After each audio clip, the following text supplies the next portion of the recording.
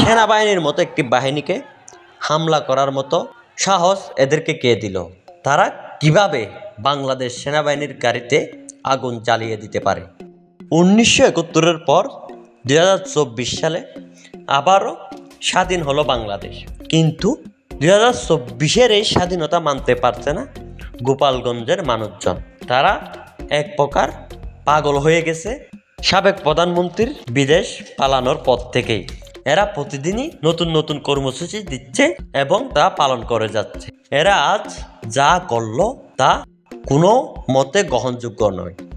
কেননা তারা সেনাবাহিনীর মতো একটি বাহিনীকে হামলা করার মতো সাহস এদেরকে কে দিল?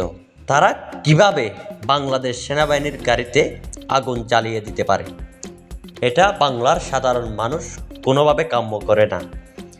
এই গোপালগঞ্জের মানুষদেরকে অবশ্যই শাস্তির আওতায় আনতে হবে, কিন্তু খেয়াল রাখতে হবে এতে যেন সাধারণ কোনো মানুষ হয়রানির শিকার না হয়। শেখ হাসিনার বাড়ি যখন গোপালগঞ্জে, তখন গোপালগঞ্জের মানুষ তার পক্ষ হয়ে আন্দোলন করতে পারে, এই পর্যন্ত সীমাবদ্ধ থাকলে তারা ঠিক ছিল, কিন্তু তারা তা না করে আজ যা করলো তা সীমা লঙ্ঘন হয়ে গেছে। তাই তাদের শাস্তির আওতায় আনা হোক, এটা বাংলাদেশের সকল নাগরিকের একটি দাবি।